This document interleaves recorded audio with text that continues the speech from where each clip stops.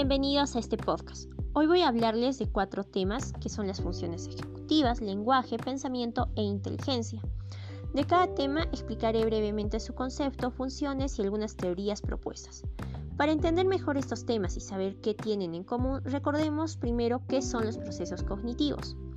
Estos procesos nos permiten decodificar la información que llega a través de los sentidos. Funciona como una vía por la cual se adquieren conocimientos que luego permiten realizar cualquier actividad. Estos procesos se dividen en 2, procesos cognitivos básicos y procesos cognitivos superiores. El día de hoy trataremos los procesos cognitivos superiores. ¿Qué son esos procesos? Estos procesos se desarrollan a partir de los básicos y requieren de un mayor esfuerzo mental. A su vez son los que nos distinguen como seres humanos de los animales. Acá encontramos las funciones ejecutivas, lenguaje, pensamiento e inteligencia. Habiendo dicho esto, iniciemos hablando sobre las funciones ejecutivas. Las funciones ejecutivas son una serie de procesos cognitivos que forman la base de la autorregulación de la conducta y las emociones, que nos permitirán tener una vida satisfactoria. Dentro de la psicología del desarrollo se agrupa de distintas formas, pero las más importantes son 4. La primera, el control inhibitorio, es la capacidad de pasar de una respuesta o reacción habitual para centrarse en un objetivo específico. Por ejemplo, cuando los niños están en el salón y hacen bulla o comienzan a jugar, en lugar de poner atención al profesor, ellos necesitan tener la capacidad de detener ese impulso para poder poner atención a la clase. Segundo, tenemos cambio de tarea o flexibilidad mental. Esta es la capacidad que tiene nuestro cerebro para adaptar nuestro pensamiento y conducta a nuevas situaciones. Por ejemplo, los niños o las personas tienen que cambiar de una tarea que realizan a otra muy similar, pero con distintas reglas. Tercero, tenemos la memoria de trabajo.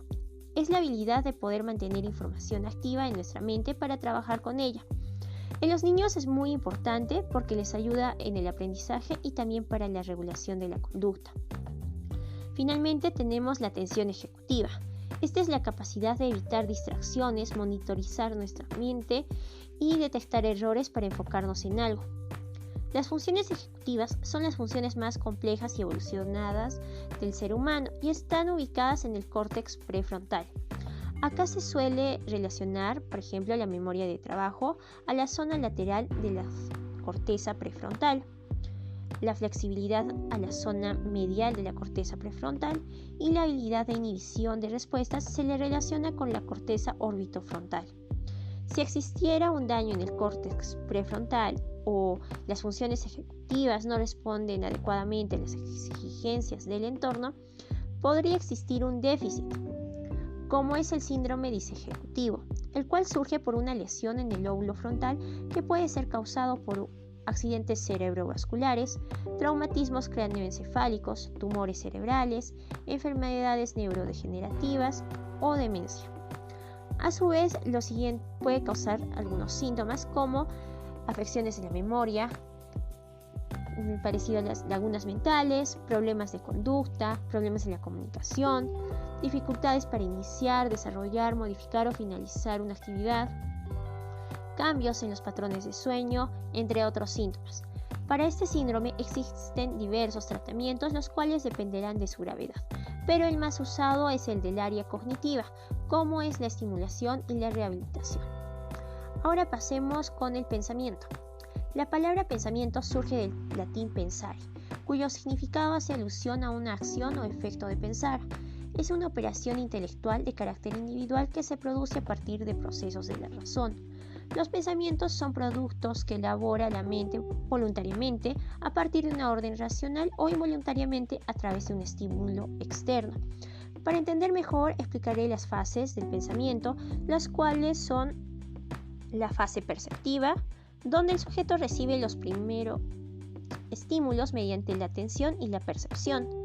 Tenemos la fase reflexiva, acá el sujeto recibe los datos y los relaciona con conocimientos anteriores usando el pensamiento analítico, sintético, conceptual y solución de problemas.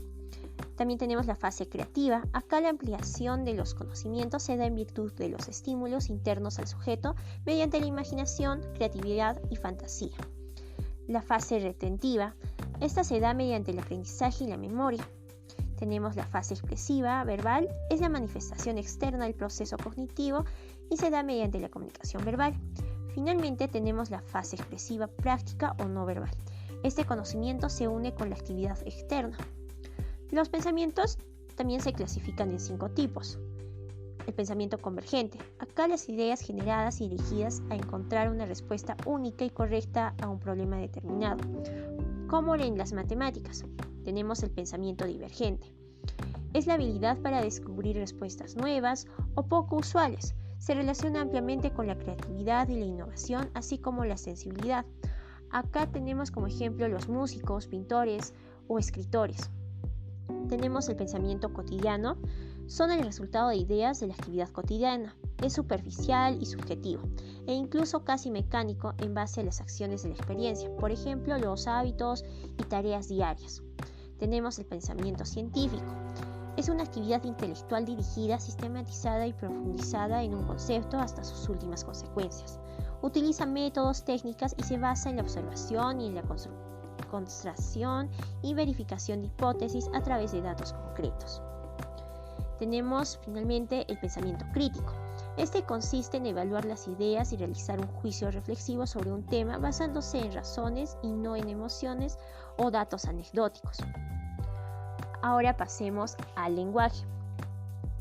El lenguaje es el conjunto de signos y reglas formales que permiten traducir la experiencia individual a un sistema simbólico.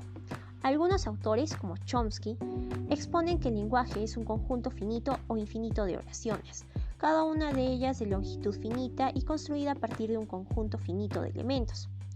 Para Piaget, el lenguaje son palabras, frases elementales, luego sustantivos y verbos diferenciados, y por último, frases completas. Para entender mejor la comprensión del lenguaje, este se divide en 3 fases, que son la fase perceptiva. Acá se reconocen las unidades fonológicas junto a otras características de la señal física. También tenemos la fase lingüística. Acá identifica correctamente los sonidos del habla, otorga un significado tanto léxico como sintáctico. Y la tercera, la fase cognitiva. Se relaciona con los componentes extralingüísticos que motivaron el mensaje. También existe una relación entre el lenguaje y el cerebro, en la que es el área de Broca, el área de Wernicke y el área cortical. En el área de Wernicke se da la comprensión de sonidos, palabras y frases, también procesos, aspectos fonológicos y semánticos del lenguaje y permite identificar o categorizar objetos. En el área de Broca se da la expresión oral, la emisión de sonidos que forman palabras, la influencia verbal, el procesamiento fonológico y producción del lenguaje, también el movimiento de la boca y lengua. A su vez selecciona y manipula elementos semánticos de la memoria. En las áreas corticales se da la percepción auditiva y la percepción visual. También hay que mencionar que en los hemisferios cerebrales, por ejemplo el hemisferio izquierdo, se dominan las capacidades del lenguaje y el derecho permite la comprensión del contexto. Finalmente, veremos qué es la inteligencia. La inteligencia es la capacidad de entender, asimilar, elaborar información y utilizarla para resolver problemas para adaptarse al medio.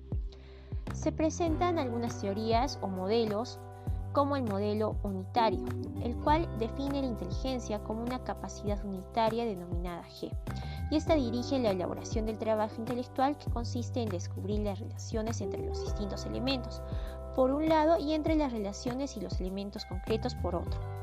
También está el modelo dicotómico. Acá rechaza la interpretación unitaria de la inteligencia a favor de un punto de vista que lo define como una estructura dependiente de 2 tipos de capacidades. Según Orr y Cattell, la inteligencia fluida y la inteligencia cristalizada, ambas positivamente asociadas, ya que el logro de determinados niveles de la cristalizada depende de las experiencias de aprendizaje, vivencias y relacionadas con la fluida. El modelo multifactorial resalta el valor cuantitativo de los factores, es decir, los resultados obtenidos en sus mediciones. Thurston define la inteligencia como un conjunto de factores primarios independientes, pero otras personas, como Greenfeld, proponen múltiples factores, pero priorizan el proceso más que el producto. También tenemos el modelo jerárquico. Los enfoques jerárquicos tienden a combinar la naturaleza unitaria de la inteligencia como explicaciones factorialistas. al considerarla como un constructo superordenado y a los factores como entidades subordinadas a la estructura general. Sus más caracterizados representantes son Vernon y Carroll. Luego tenemos el modelo de la inteligencia múltiple. Entre las diversas propuestas destacan tres, la de Eysenck, Gardner y Sternberg. Para Eysenck se diferencian tres inteligencias.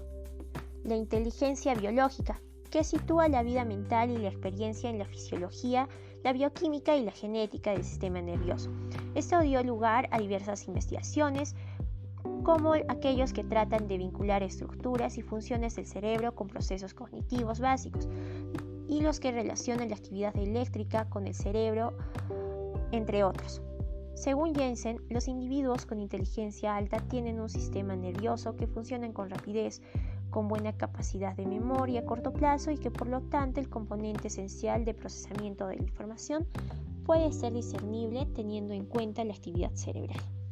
También propone la inteligencia psicométrica, esta representada por el factor G de Spearman. También está la inteligencia social, relacionada con el concepto biológico y psicométrico con la problemática de la vida. En esta inteligencia pueden influir los factores no cognitivos tales como la salud, la nutrición, la motivación, etc.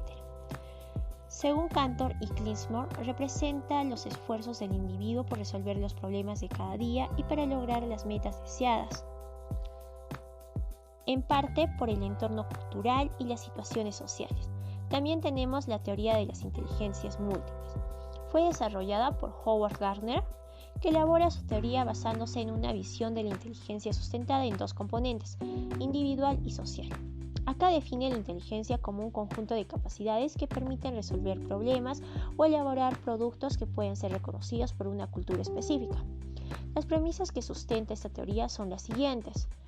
Cada inteligencia se basa en operaciones cognitivas específicas y se expresa mediante un sistema simbólico particular.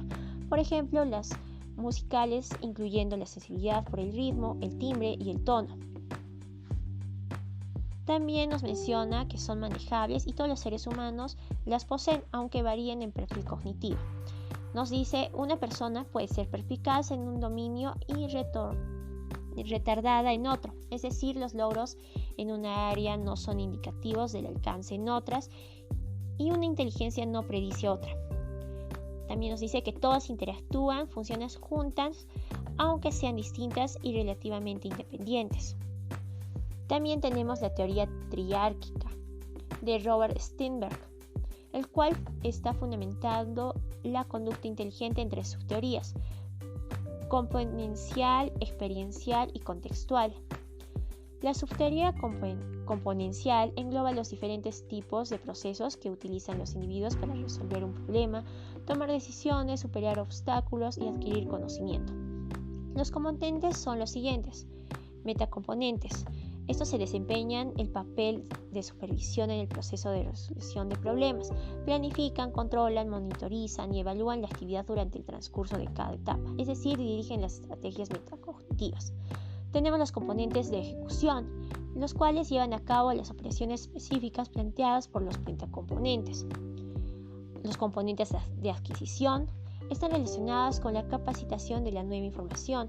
Sus procesos esenciales son la decodificación o diferenciación selectiva de la información relevante o irrelevante, la combinación u organización de la misma según criterios coherentes y la comparación selectiva de los nuevos datos con los conocimientos previos. Existen varias teorías, pero las más conocidas son estas. Con esto doy por finalizado el podcast, espero que haya sido de su agrado.